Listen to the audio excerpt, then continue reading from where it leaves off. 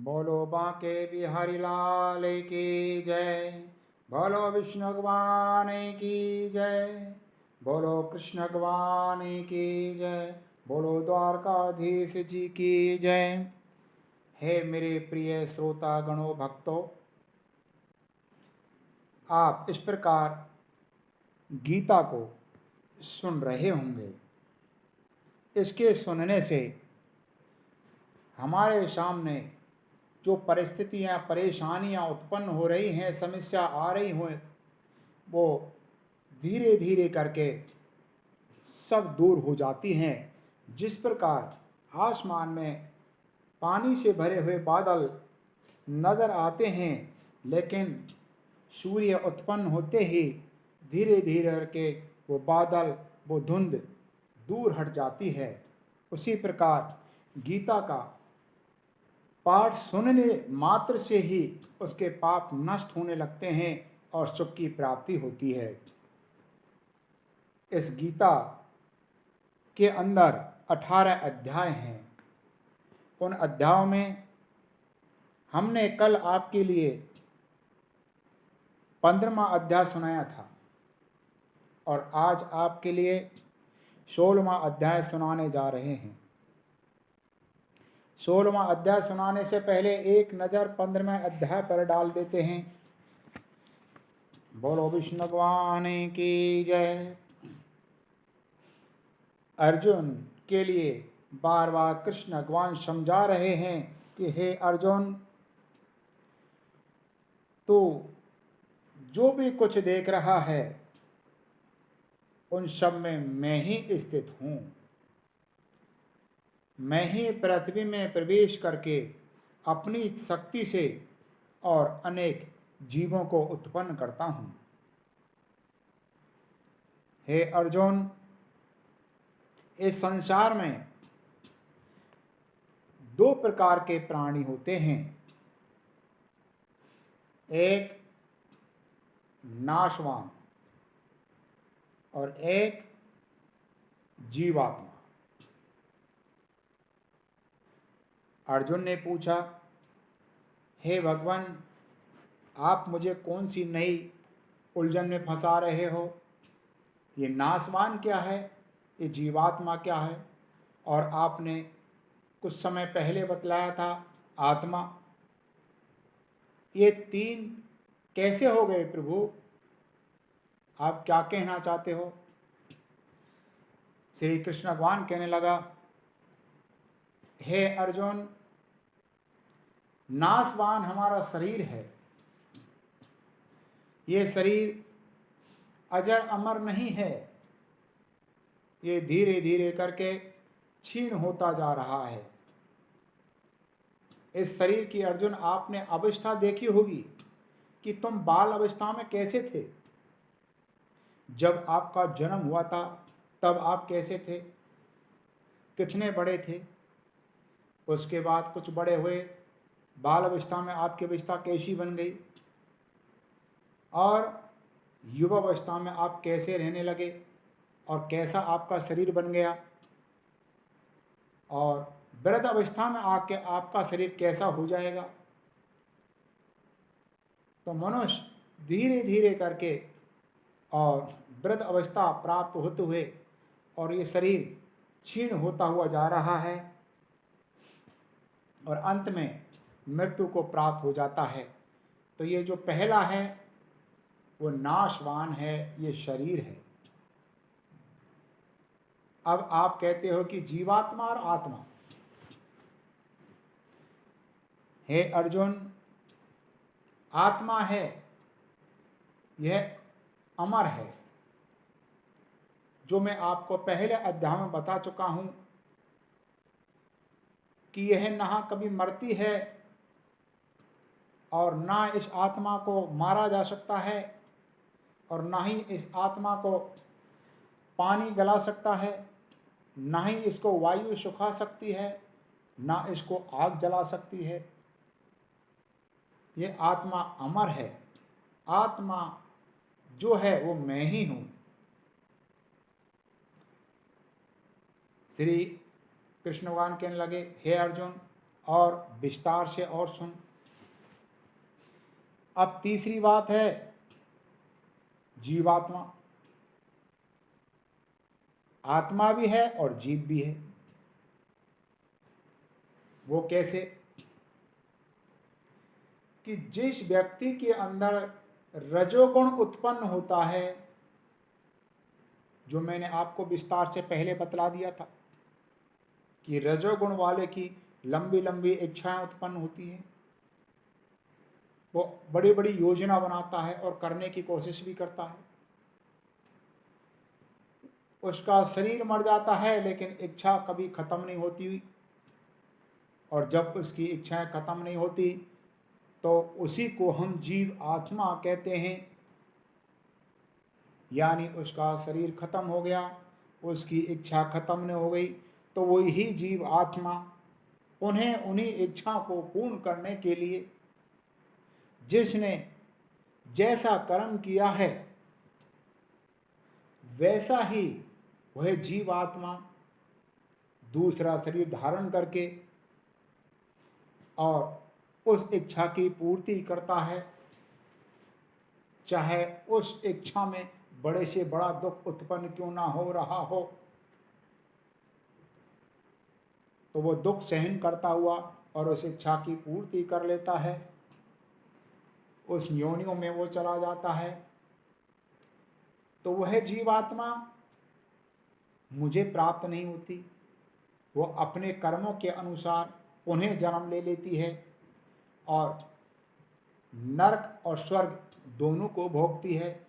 यदि उसने अच्छा कर्म किया है तो सुख भोगेगा, यदि बुरा कर्म किया है तो दुख भोगेगा। आसक्ति जिस व्यक्ति के अंदर होती है उसका नाम दूसरा भी जीवात्मा है, क्योंकि उसको दोबारा से उत्पन्न होना है। यदि तुम सभी इच्छाओं को त्याग कर चुके हैं, आप मान अपमान सम्मान हैं, संसार का मोह लोभ किसी प्रकार का आपके अंदर नहीं है, तब आप उस जीव आत्मा से अलग हो जाओगे। यानी जीव अलग और आत्मा अलग हो जाएगी। तो वह जीव यहीं पे रह जाएगा, उसका असली तत्व मिट जाएगा और एक आत्मा का रूप धारण करके वह आत्मा मुझे प्राप्त हो जाएगी। तो हे अर्जुन, मैंने इस 15वें अध्याय के अंदर यही बता दिया है। तो हे श्रोतागणों, मैंने आपके लिए इस 15वां के अंदर जो संक्षिप्त रूप से वर्णन किया है वो यही है। और अब चलते हैं अपन 16वें अध्याय की ओर। 16वें अध्याय का नाम है देवासुर संपद विभाग योग। तो इसीलिए 16वां अध्याय अब शुरू करते हैं। गजाननं भूतगणाधिसेवितं कपितजम्बूफलचारुभक्षणं उमासुतं शोकविनाशकारकं नमामि विघ्नेश्वरपादपङ्कजं। वक्रतुण्डमहाकाय कोटिसूर्यसम्प्रभा निर्विघ्नं कुरु मे देवी सर्वकार्येषु सर्वदा। बोलो विष्णु भगवान की जय, बोलो बांके बिहारी लाल की जय, बोलो द्वारकाधीश जी की जय। अभयं सत्तं सत्त्वः संशुद्धिर्ज्ञानयोगः विविस्तति दानं दमस्य च यज्ञस्य च स्वेद्धा सतपा अर्जावहिं। श्री भगवान बोले, भय का सर्वदा अभाव, अंतकरण की पूर्णता निर्बलता, तप्त ज्ञान के लिए योग, ध्यान योग में निरंतर दृढ़ स्थिति, सात्विक दान, इंद्रियों का दमन, भगवान देवता और गुरुजनों की पूजा, अग्निहोत्र आदि उत्तम कर्मों का आचरण, वेद शास्त्रों का पठन पाठन, भगवान के नाम गुणों का कीर्तन, स्वधर्म पालन के लिए कष्ट सहन करना और शरीर इंद्रियों सहित अंतकरण की सरलता, अहिंसा सत्यम क्रोध से त्याग, शांतिरेषूनम दया भूतेषु लुलोप्तुम मारदम ह्रीप चापलम। मन, वाणी और शरीर को किसी प्रकार से भी किसी को भी कष्ट ना देना, यथार्थ और प्रिय भाषण बोलना, अपना बुरा चाहने वाले का पर भी क्रोध ना करना, कर्मों में कर्तापन के भी अभिमान का त्याग करना, अंतकरण की उपरति, चित्त की चंचलता का अभाव, किसी की भी निंदा ना करना, सब भूत प्राणियों में दया रखना, इंद्रियों को विषय के साथ संयोग होने पर भी उत्तम आसक्ति का ना होना, कोमलता, शोक, शास्त्र से विरुद्ध आचरण में लज्जा और व्यर्थ चेष्टाओं का अभाव हो। तेज क्षमा धृति शोचमुद्रोही नाति मान्यता भवंती संपदम देवी त्याजात से भारता। तेज, क्षमा, धैर्य, बाहर की शुद्धि, किसी से भी शत्रु भाव का न होना, अपने में पूजे जाने जैसे अभिमान का अभाव, ये सब तो अर्जुन देवी संपदा को लेकर उत्पन्न हुए मनुष्य के लक्षण हैं। दम्भो दर्पाभिमान से च क्रोधो पुरुषमेव च अज्ञानम चाभिजातस्य पार्थम संपदा मासुरियम। हे पार्थ, दम्भ, घमंड, अभिमान और क्रोध और कठोरता और अज्ञान भी, ये सब आसुरी संपदा को लेकर उत्पन्न हुए हैं और मनुष्य के ही लक्षण हैं। देवी संपत्ति मोक्षया निम्बंधाया सुरी माता माँ शुचो संपदा देवी अभिजात वशी पांडवा।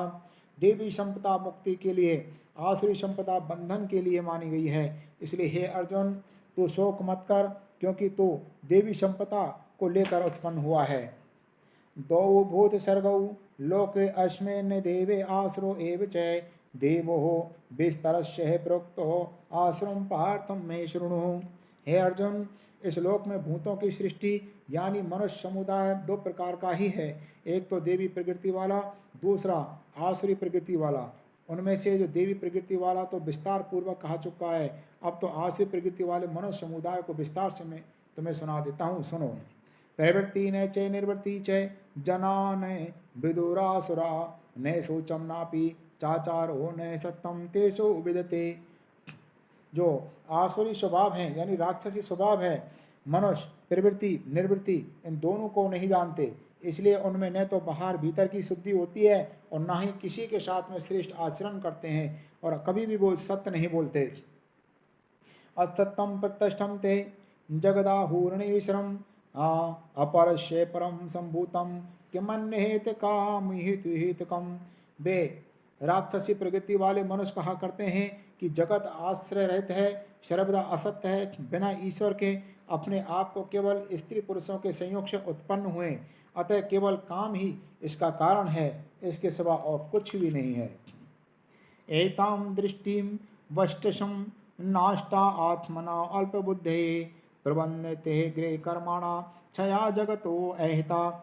इस मिथ्या ज्ञान का अवलंबन करके जिसका स्वभाव नष्ट हो गया है, जिनकी बुद्धि मंद है, वे सबका अपकार करने वाले क्रूर कर्मी मनुष्य केवल जगत के नाश के लिए ही समर्थ होते हैं। कामाश्रता दुष्पुरम दम्भमानम दानविता मोहादिगिरित्वा सदग्राहीन प्रवंतते शुचिव्रता। वे दम, मान और मद से युक्त होकर के मनुष्य किसी प्रकार से पूर्ण होने वाली कामना को आश्रय लेकर के अज्ञान से मिथ्या सिद्धांतों को ग्रहण करके भ्रष्ट आचरणों को धारण करके और संसार में विचरण करते हैं। चिंताम परिमेयम च प्रलयांता मोपाशता कामोपभोग परम एतावदति निश्चिता। इस संसार में मृत्यु पर्यांत रहने वाली असंख्य चिंताओं को आश्रय लेने वाले, विषय भोग के भोगने में तत्पर रहने वाले और इतना ही सुख है, इस प्रकार मन वाले होते हैं।